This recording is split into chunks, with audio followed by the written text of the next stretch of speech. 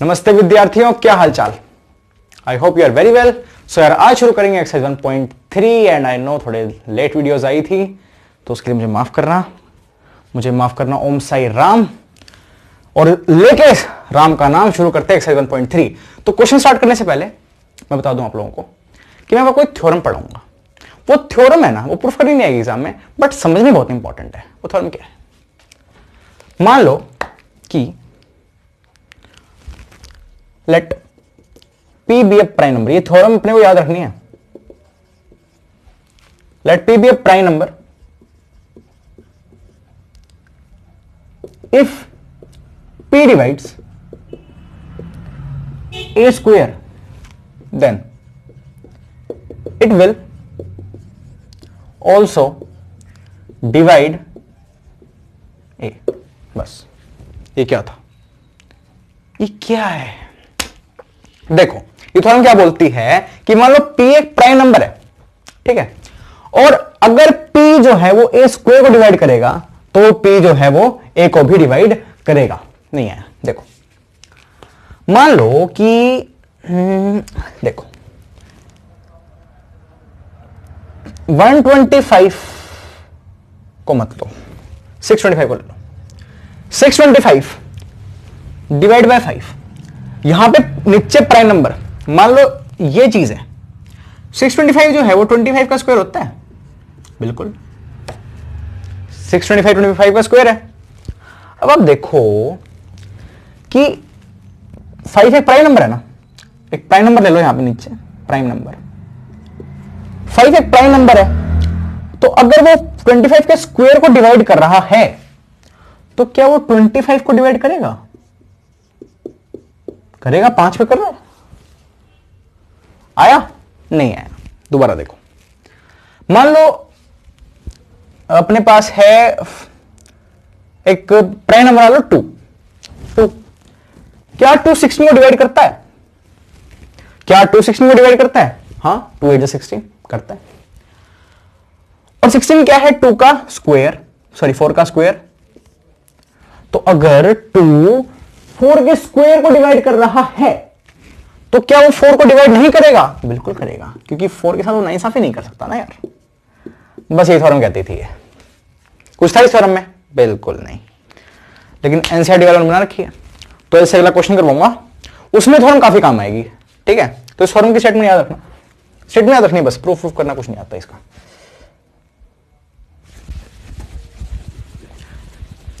नहीं भाई, वीडियो 82 पे नहीं हुई है। मैं थोड़ा फास्ट हो गया हूं। Okay okay okay. तो अब हमारा सवाल है पहला कि प्रूव दैट √5 इज इरेशनल। यार ये एनसीईआरटी वालों की ना एक बात समझ नहीं आती। 9th में हमने वो पहले बोला था कि ये जो रूट वाले नंबर होते हैं ना, अगर इनमें कोई सिंप्लीफिकेशन नहीं है तो ये रैशनल पाएंगे, ये रैशनल नहीं हो सकते। और 10th में आके भाई अपने से पूछ रहे हैं कि √5 को रैशनल प्रूफ करके दिखाओ। क्यों? हमारा दिमाग खराब है? गलत बात है कि नहीं भैया? है यार, लेकिन क्या करें, करना तो पड़ेगा। तो भाई ये जो क्वेश्चन है ना, ये तुम्हारे पेपर में, बोर्ड के पेपर में 90% तो आएगा। 90% आ सकता है क्वेश्चन। कितने नंबर में? 2 नंबर में। अरे विवेक यार, 2 नंबर के लिए इतना स्ट्रेस? अरे ले लो भाई, 2 नंबर से बच्चे फेल हो जाते हैं, उनसे पूछो जाके। हम तो फेल नहीं हैं विवेक, हम तो नहीं होंगे फेल। भाई हो जाओगे अगर पढ़ाई नहीं करोगे तो। मैथमेटिक्स पढ़ना पड़ेगा ना। तो यार शुरू करते हैं बिना किसी बकवास के। तो इसकी स्टेटमेंट लिख रहा हूं। तो यार देखो, √5 इरेशनल प्रूफ करना है तो वो मान लेते हैं कि √5 जो है ना रैशनल है। सीधी सी बात है। क्या तूने बोला, एनसीईआरटी ने बोला कि भाई अदालत है एनसीईआरटी, इसमें तो प्रूफ करके दिखा कि √5 रैशनल है। अपन क्या करेंगे, अब मान लेंगे कि भाई √5 रैशनल मान ले, चल तेरी मान ली। लड़ाई होगी ना एनसीईआरटी और अपने बीच में, लड़ाई होगी है कि वो कह रहे हैं, अपन बोल रहे हैं √5 इरेशनल है और एनसीईआरटी बोल रहे हैं √5 रैशनल नंबर है। अपन बोल रहे हैं √5 इरेशनल है, वो कह रहा है √5 रैशनल है। लड़ाई होगी ना। तो अब क्या करेंगे, मैं कहा यार तेरी मान ली, वो कह रहा प्रूफ कर, मैं कहा तेरी मान ली, रूट 5 को रैशनल मान लिया, let root 5 be a rational number. चल मान ली तेरी बात, क्या करते हैं दोस्तों जब होती है बहस, चल तेरी बात मान ली, let root 5 be a rational number then and is equal to A by B. भाई कोई भी रैशनल नंबर किस फॉर्म में होता है, पी बाई की फॉर्म में, तो पी बाई की जगह अपन ने ए बाई बी लिख लिया, क्या दिक्कत है। And is equal to A by b where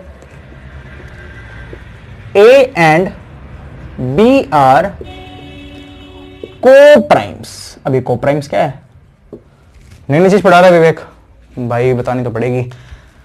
देखो रूट 5 रैशनल मान लिया, मान लेते ए बाई बी के इक्वल है। अब ए और बी का कोप्राइम होने का क्या मतलब है, अपन ए और बी का कोप्राइम क्यों लिया, भाई कोप्राइम का मतलब होता है जिसका HCF1 लिख देना साइड में, हैविंग HCF1, ये भी लिख लो, सही है। HCF1 कोप्राइम नंबर कौन से होते हैं भाई, जिनका HCF, जिनका हाईएस्ट कॉमन फैक्टर होता है 1। तो अपन ने ए बाई बी जो एक रैशनल नंबर है, अपन ने ए बाई बी को, ए और बी को कोप्राइम ही क्यों लिया, कोप्राइम ही क्यों लिया, वो पॉइंट है।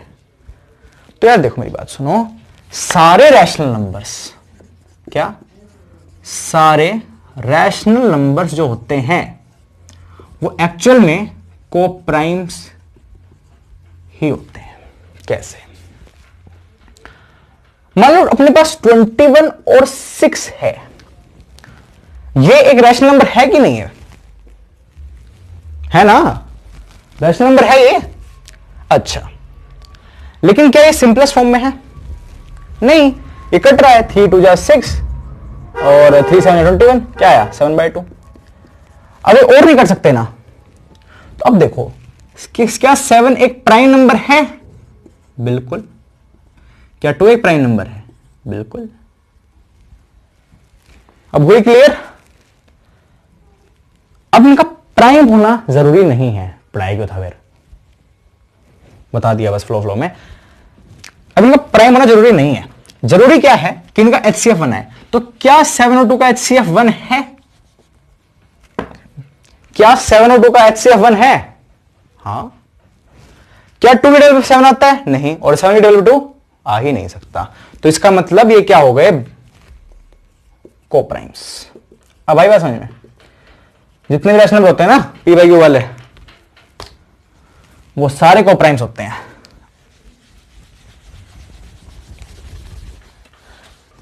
ठीक है, अच्छा, तो अब क्या करेंगे, लिख लो root 5 is equal to A by B, then now means से होता है ना, then now, Airtel then Airtel now.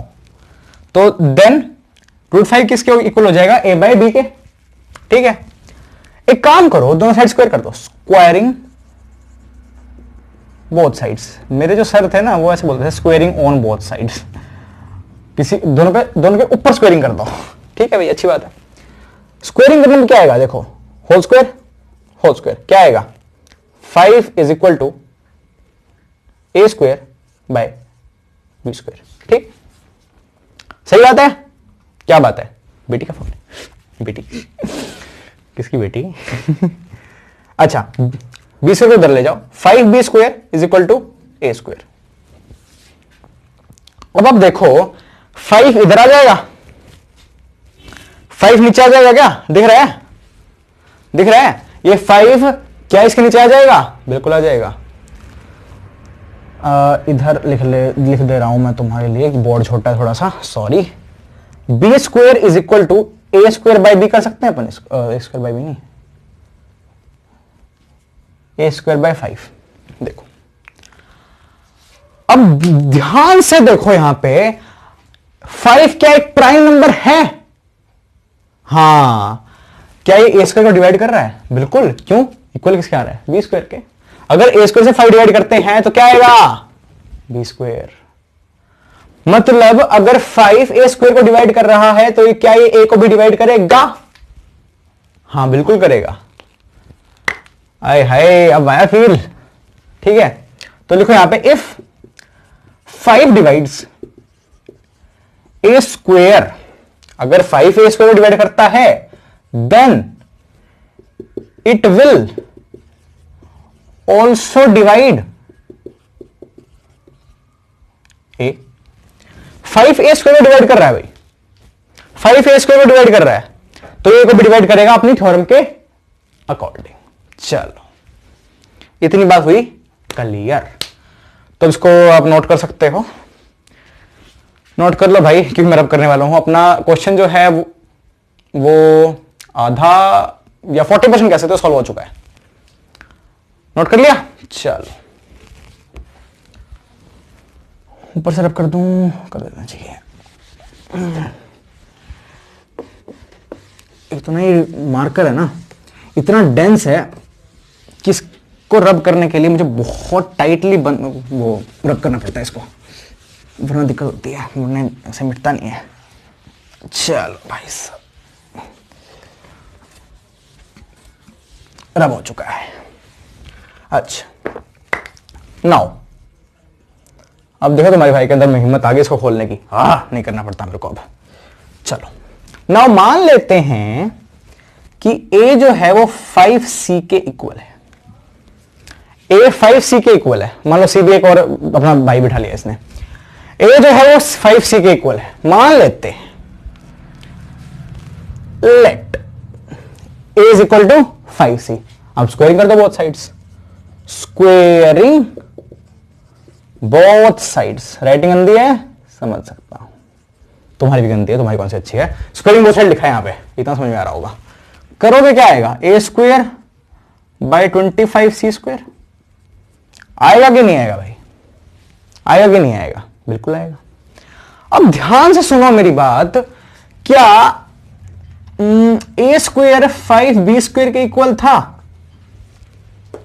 याद करो, क्या a स्क्वायर जो था वो 5b स्क्वायर के इक्वल था?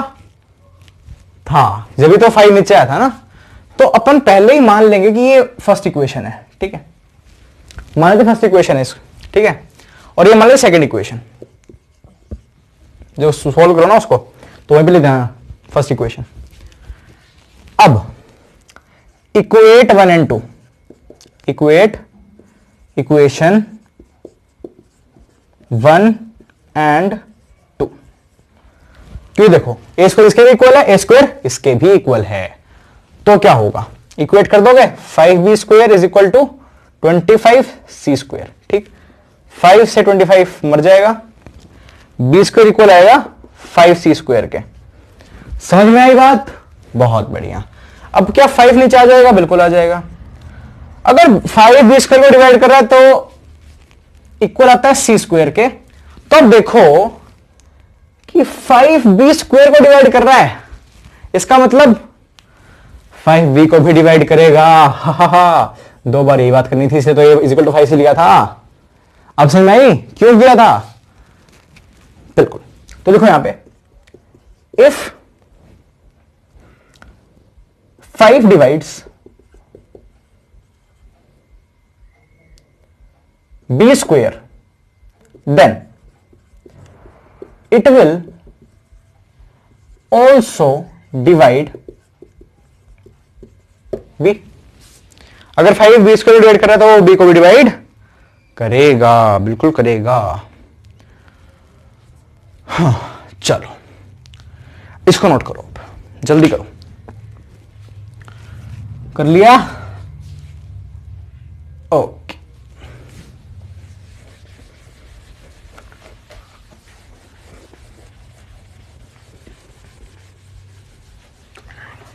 वैसे स्टेटमेंट याद रखनी है यार अपने को। इस क्वेश्चन को 4-5 बार ट्राई कर लेना ताकि हाथ पे सेट हो जाए और एग्जाम में आते ही ना फटाक से करता हूं। चलो भाई साहब, ये तो आ भी सकता है ना, ये काफी इंपॉर्टेंट क्वेश्चन है, वेरी इंपॉर्टेंट। एनसीईआरटी बुक में मैं जो भी क्वेश्चन बताऊं उस पर इंपॉर्टेंट मार्क कर लिया करो ताकि रिवाइज करते हुए आसानी रहे। अब ये √5 इरेशनल प्रूफ करना आ सकता है, √2 आ सकता है, √2 अपने एग्जाम्पल में ही है, √2 आ सकता है, √17 आ सकता है। तो सेम एज इट इज कर देना, बस जहां 5 लिखा है ना वहां क्या लिख देना, कुछ भी जो दे रखा हो। चलो, वी हैव प्रूव्ड। अब देखो, अपन ने प्रूफ कर दिया कि दैट 5 डिवाइड्स ए स्क्वायर। आपने प्रूफ कर दिया कि 5 जो है वो a square divide a square को नहीं ए को डिवाइड कर रहा है, ठीक। And 5 divides b also. भाई अपने प्रूफ कर दिया ना कि 5 जो है वो ए को भी डिवाइड कर रहा है और बी को डिवाइड कर रहा है, राइट। तो दैट मीन्स कि